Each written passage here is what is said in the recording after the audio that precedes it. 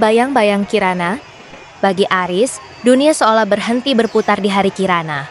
Kekasihnya meninggal dunia akibat kecelakaan tragis. Setahun berlalu, Aris hidup bagai raga tanpa jiwa. Ketampanannya yang dulu dipuji banyak orang, kini tertutup oleh tatapan mata yang kosong. Hingga suatu hari, sebuah urusan bisnis membawanya ke sebuah desa terpencil di kaki gunung. Di sanalah ia melihat Naya. Naya sedang membasuh wajahnya di pancuran air desa. Ketika ia menoleh dan tersenyum, jantung Aris berdegup kencang. Wajah itu, struktur rahang itu, bahkan lesung pipit di sebelah kiri, Naya adalah duplikat sempurna dari mendiang Kirana.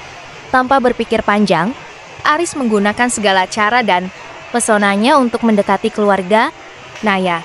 Gadis desa yang polos itu terpikat oleh ketampanan dan kebaikan semua Aris. Akhirnya menerima lamaran sang pria kota. Pernikahan di atas kertas. Pesta pernikahan digelar cukup mewah untuk ukuran desa Naya. Namun, begitu gerbang rumah megah Aris di kota tertutup, kenyataan pahit langsung menyergap Naya. Malam pertama yang dibayangkan penuh kehangatan berubah menjadi dingin. Aris mengantarnya ke sebuah kamar tamu yang luas, lalu berkata dengan suara datar, "Ini kamarmu. Kamarku ada di sebelah. Mulai hari ini, hiduplah dengan nyaman di rumah ini. Penuhi semua kebutuhanmu. Tapi tolong, jangan pernah masuk ke kamarku."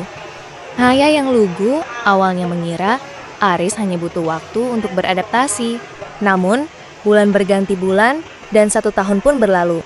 Aris adalah suami yang sempurna di mata orang luar. Ia tampan, mapan, selalu memberikan uang belanja yang lebih dari cukup, dan memperlakukan Naya dengan sopan.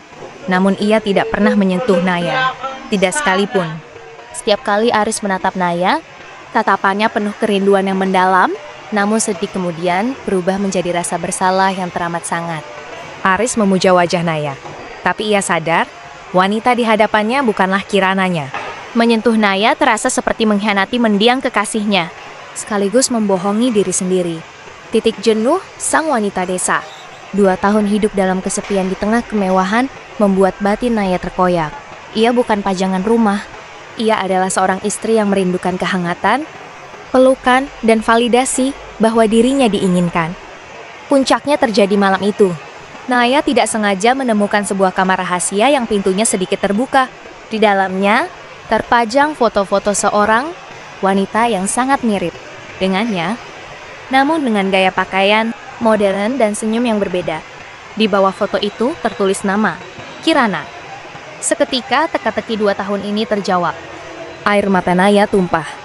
Ia akhirnya paham mengapa ia dinikahi dan mengapa ia tidak pernah disentuh. Ia hanyalah sebuah vas pengganti untuk bunga yang telah layu. Malam itu, saat Aris pulang kerja, ia mendapati Naya sudah duduk di ruang tamu dengan sebuah koper di sampingnya. Di atas meja terletak selembar kertas. "Apa ini, Naya?"